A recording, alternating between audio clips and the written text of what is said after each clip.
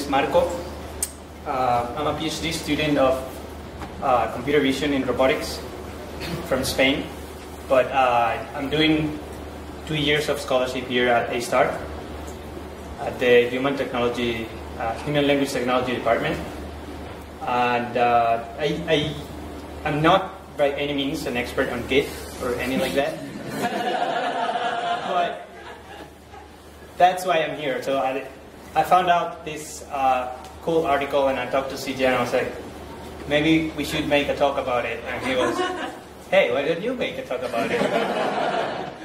So here I am.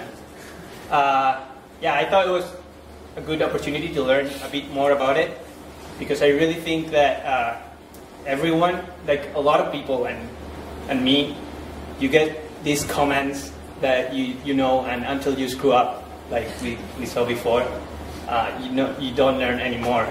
And you're used to the commit, the push, pull, that's it. That's where you live, right? So the whole thing about this talk is to try to guess how Git works on the background by exploring through the .git directory. So I'm going to try to go. That's why it's a bit interactive. If you guys have a laptop or something, you can do the same things that I'm doing here. I think that's very good to learn. If not, just look at what I do, and I try to explain whatever it's there on that directory. So as I said, every day when we deal with Git, we're just doing these same commands every day. And I like this comment because it explains it very well. So this guy is saying, this is Git, it starts collaborative work on projects with a really cool graph tree, everything, blah, blah, blah. And how do we use it? Oh, to just learn these commands, blah, blah, blah, and then if you screw, just restart, right? So that's what we're doing, or I was doing every day. You don't know, you don't know what's going on.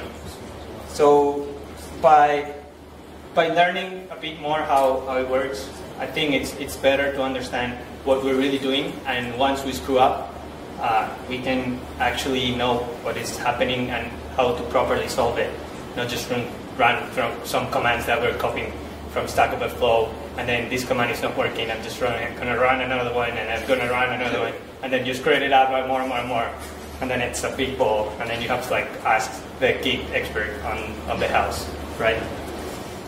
So this is the outline for today. It's very easy. You can just go ahead and ls.git directory. That's where we're going to go through everything. I try to cover everything and explain everything. But as I said, I'm not a very good expert on this.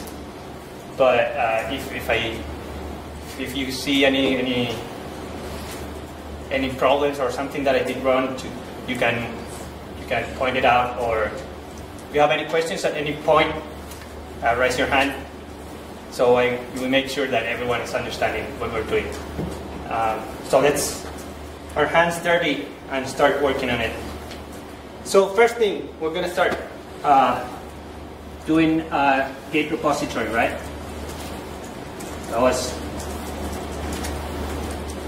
Let's see.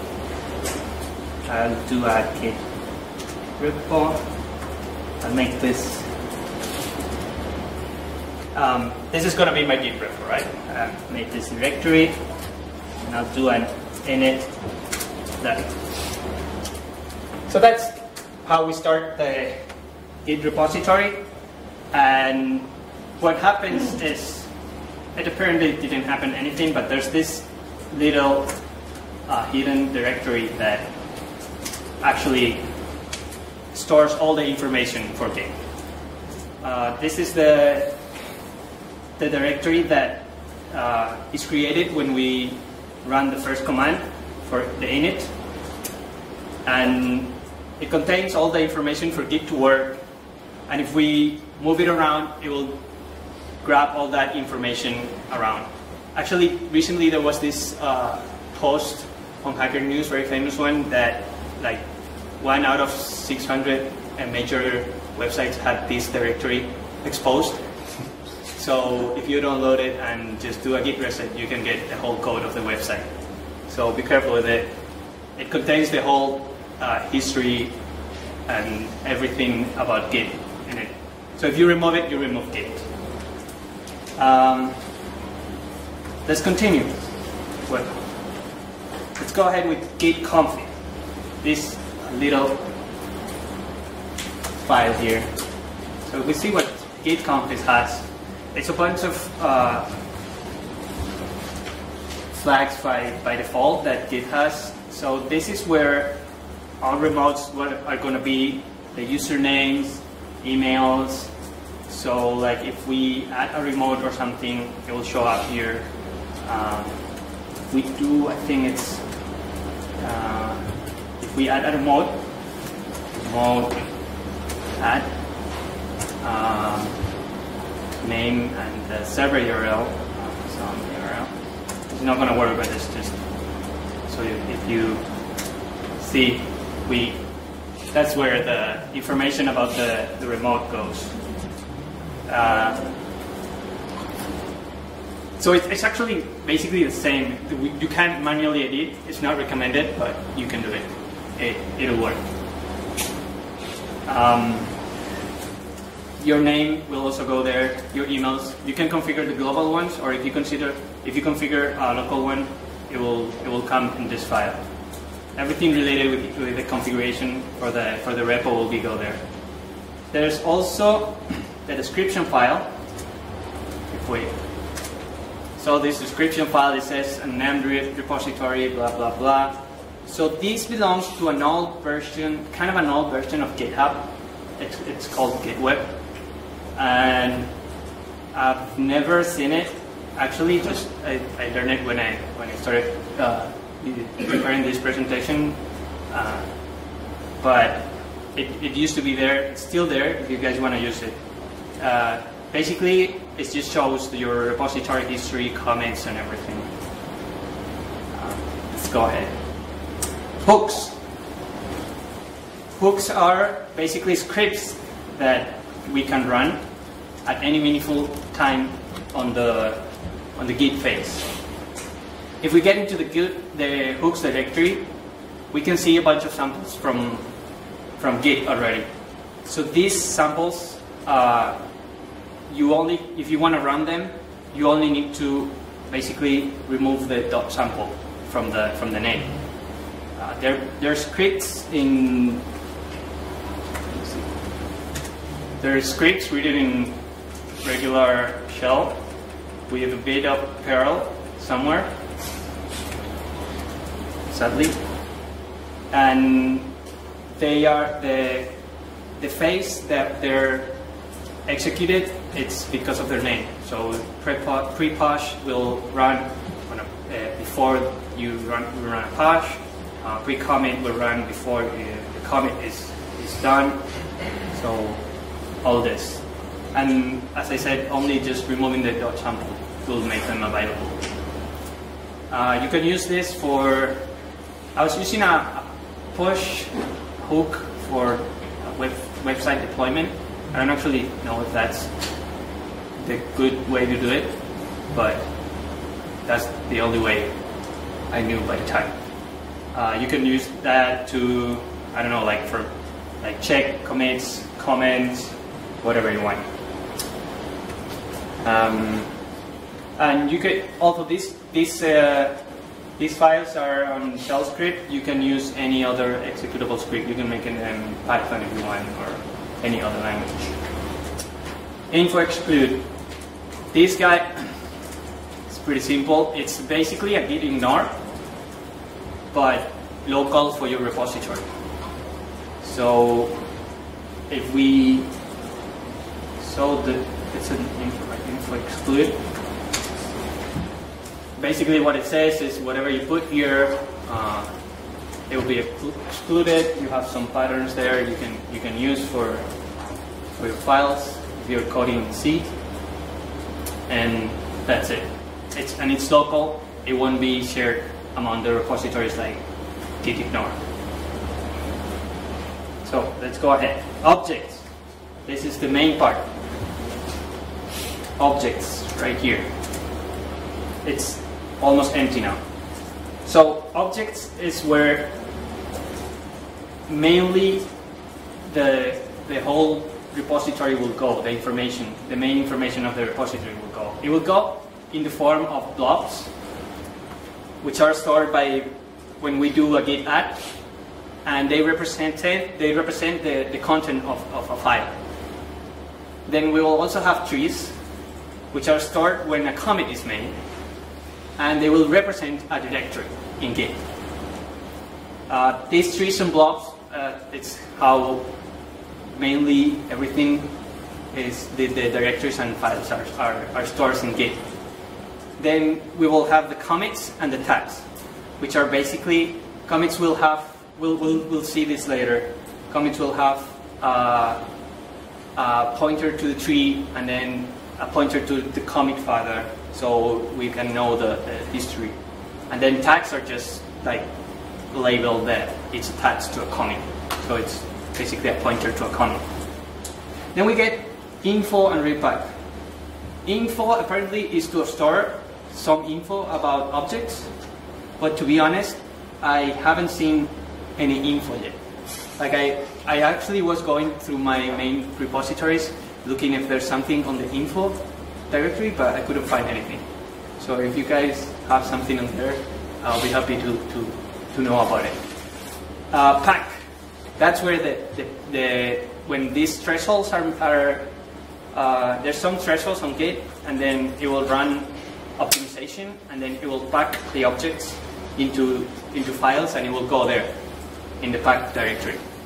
I think I'm quite positive that when you run git gc, the pack files will go there.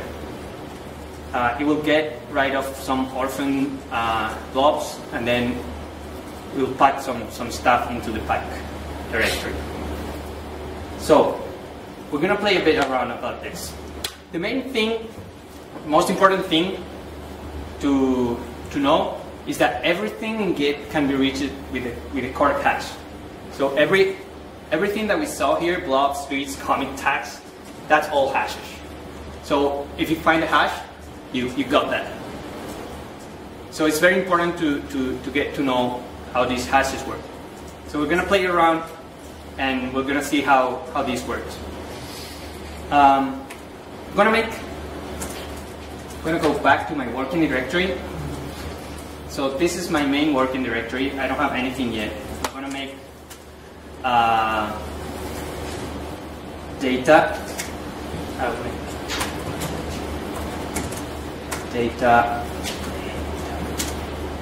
directory, and here I'm going to put let's put a file. It's going to be called. I'm going to put an A here, right? And then I'm going to make another file. I'm going to put a few numbers. Oh, put a lot of numbers. That's fine. I'm going to add. So I'm going to first check, as I said, the objects. It's the same way I will update. But when I do an add of the file, error. All right. If I go and check what happens here, I have a new directory there, right? This is a blob. This is the blob that contains what I just added. 7, 8. Oh, I need to do Git.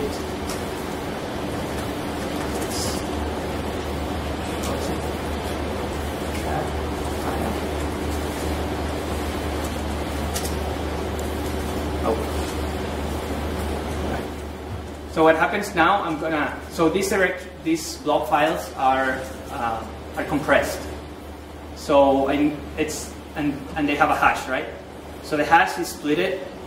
The two first numbers will go to the directory number, and the rest will be the name of the file. So I'm going to ask Git to show me the content of that file by using the hash. And as you see, is what I added. the file letter contains an A. So now I'm going to add the second file. It's here. And if I go list the object, there's going to be a new blob here that if we check, it's going to have the content of the number. If I go now and I change this because I want to change the content of this because I wrote like too many numbers. I'm just going to write one number and I add this number again and I list the objects. I got a new object again, a new blob. This blob is going to contain now the number 1 that I put on my num.txt. Then when I go ahead and commit, so this is the bit. Yeah, I'll go commit. I can just call it 1. And now we're going to have new objects that are basically the commit and the tree for my repository. So Git commits are a compressed snapshot of the directory. They create a tree graph from the index. The tree graph will be here. I'll show it later. It records the location and content of every file.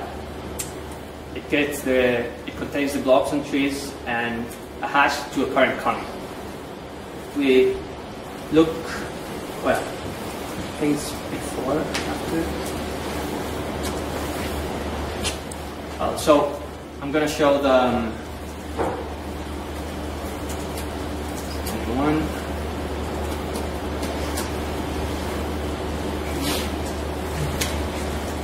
So probably here. Let's see what's this. Well, we have this index file. I haven't talked about it because we just created. So this index file contains the index of our current directory with hashes of the files. We can show it. I think it's like this. Yeah. I think if we add, let's see it. Something like.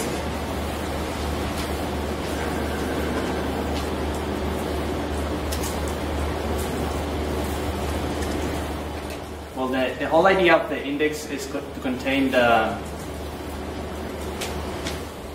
files that we have on the Git directory on the repo, and then when we do a commit, they all get committed to the object directory here.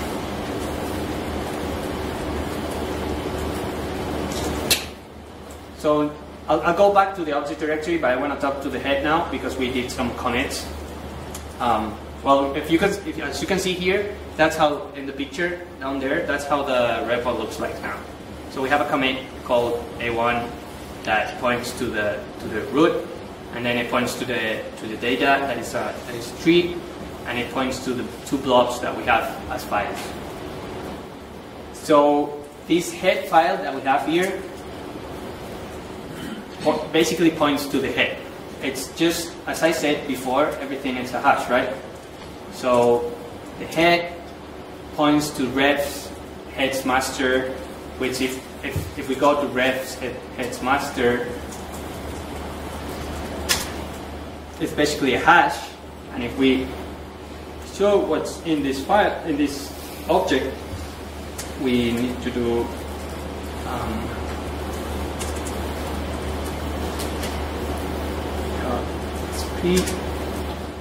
what we get is the commit that we just did, which is basically the head.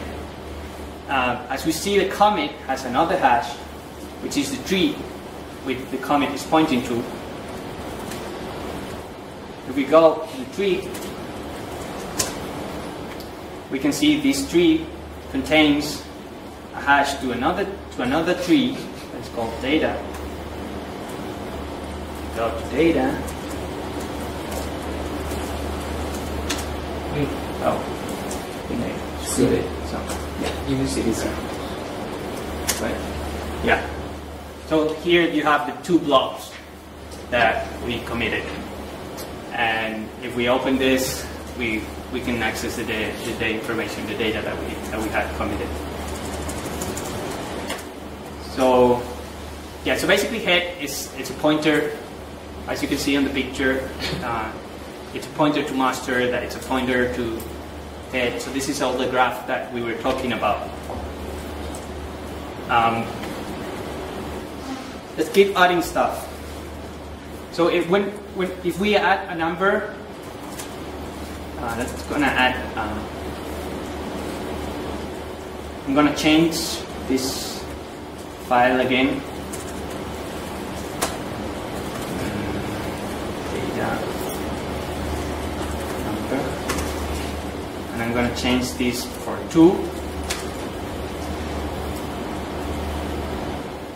and I'm going to add it.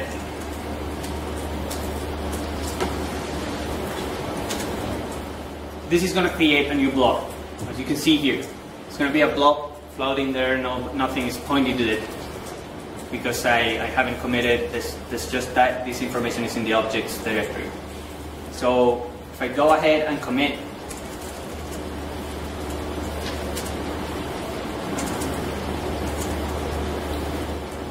This commit. Now we have this commit that is, as you can see on the picture down there, it's how the branch looks now. We have a pointer to the new 2 block that we created, and a pointer to the old block because nothing changed there. And you have the commit and the parent. That's something that we didn't have before because we had no commit parent. If we look at this commit now,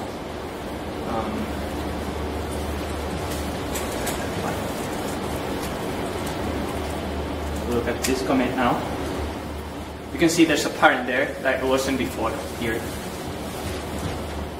On the previous commit, like if we go to the parent,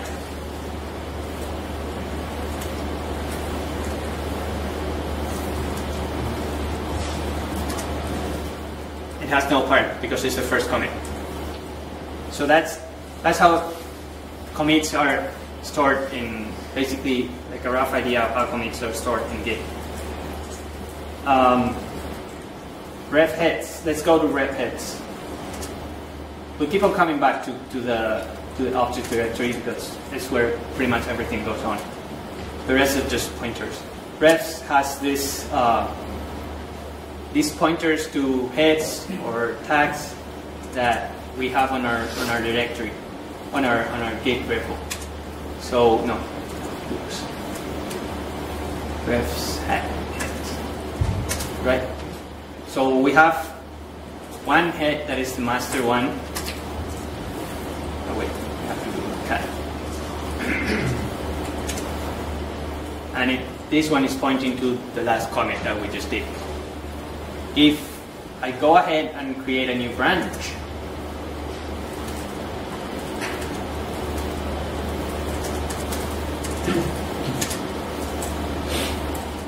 we have now another branch, and if I go back Git directory, show the refs header, refs heads, we have another branch that has pointer to the same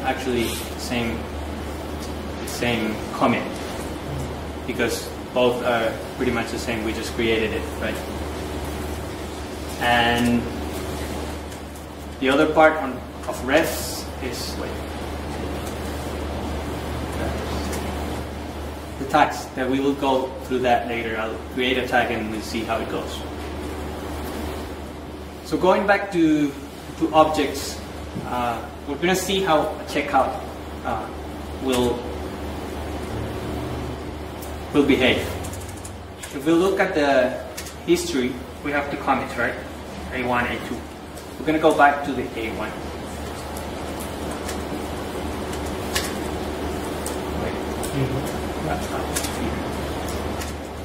All right.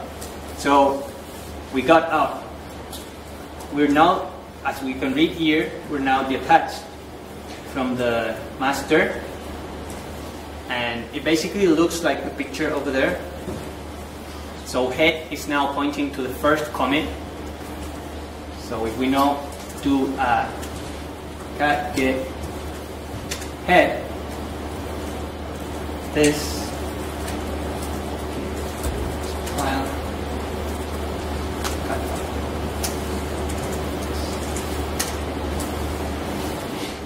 is the A1 commit, the first commit. While if we look at master,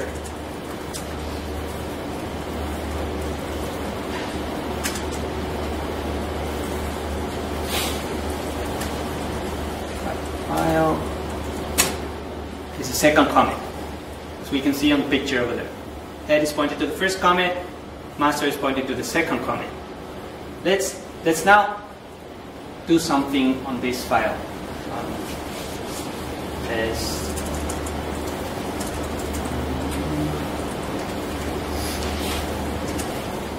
again add another number and then make a comment.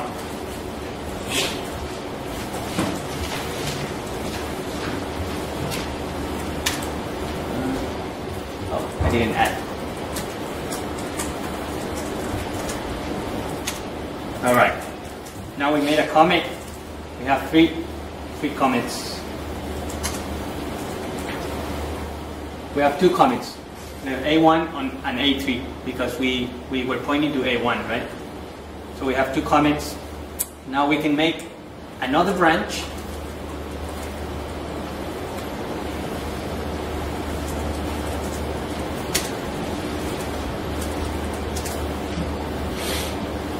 Wait.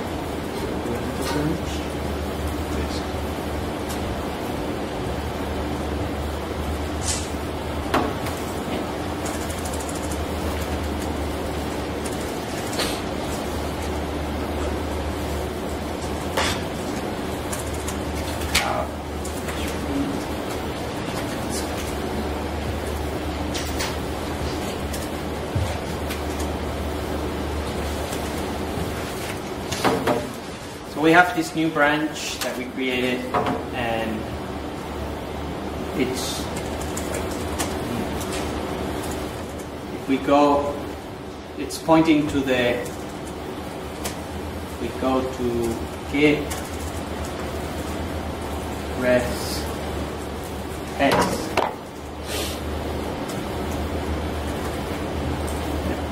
This one is pointing to the last commit as we just did. Git cat file A3.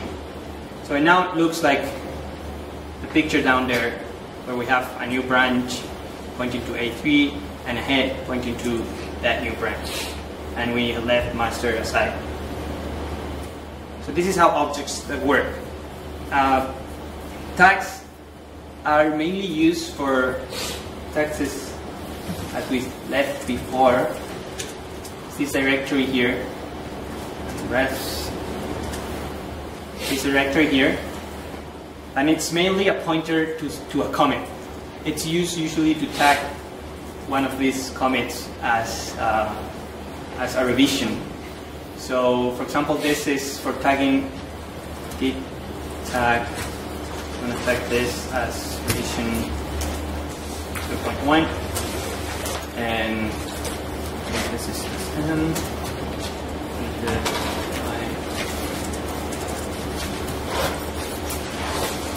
First revision. Yeah. So now we added a tag, and basically, if we list the tags, you can see that's the only tag we have. And if we go to the Git directory, here, we show the tags This is the tag. Things we catch this tag.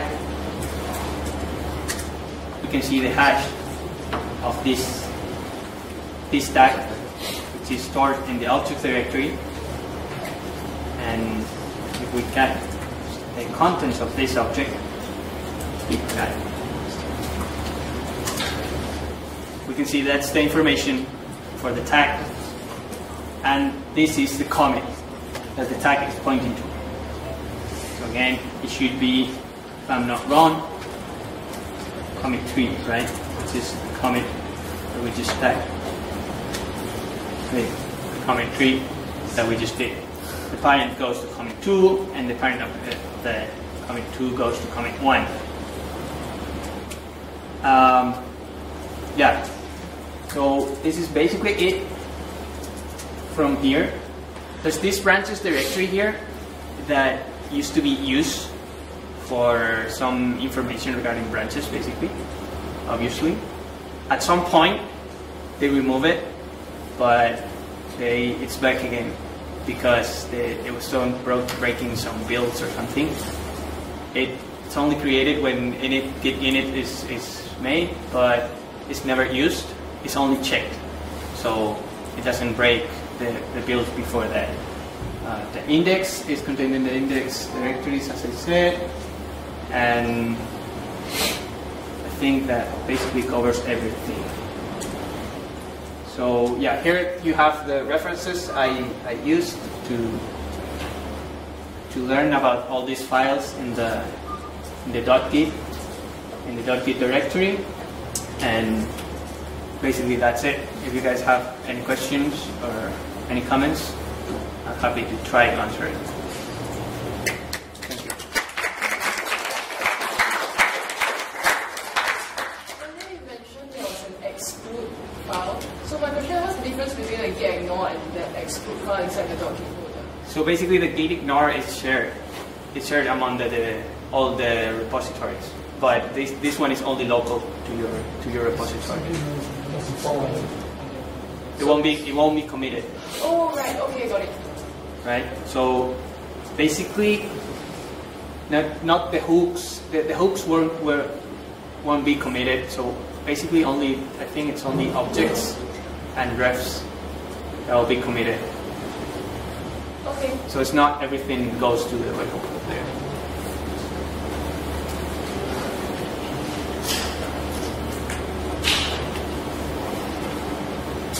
Yep. Git is very fast. How do you think they handle such a big amount of when you add hundreds and thousands of source code? Do you know how it can still fast?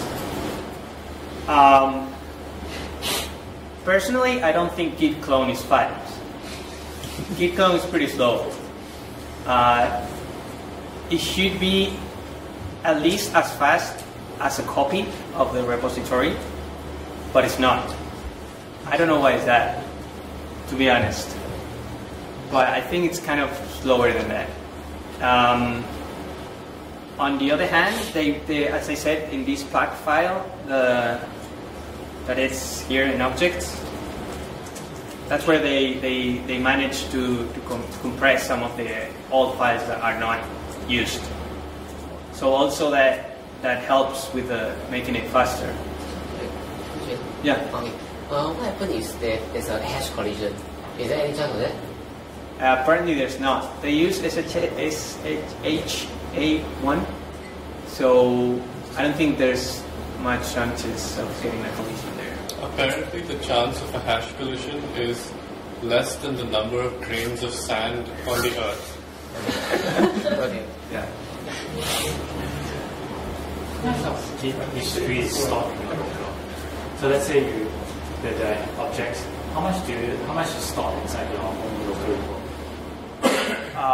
Because I realize that you don't get all the whole objects inside the local repo. You get everything. You get everything. That's why the .git directory is always this huge amount of stuff. What happens to the error mode? When does it show up? config. I saw it on the first. We added a remote. It's there. The config. Will you be able to see this in the ref directory? Huh? Will you be able to see this in the ref directory? In the refs, I don't think you have. Oh, I don't think you do. Refs has that. Unless I think it appears when you do a push. So it stores there. Actually, if I go to the to like another repository I have.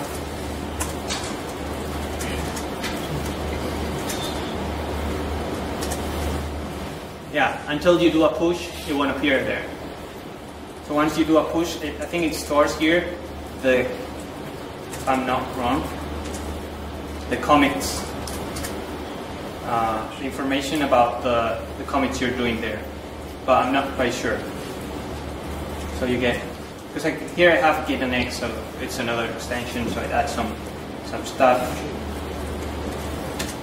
So it doesn't update automatically? You have to do a push node to get the updates. Is that right? Yeah, if you add a remote, the only thing that it's adding is information to the config file. That's when, until you do something with the remote and it accesses the remote, you won't get any other information. Actually, you have to do a push. If someone is pulling from you, then nothing happens.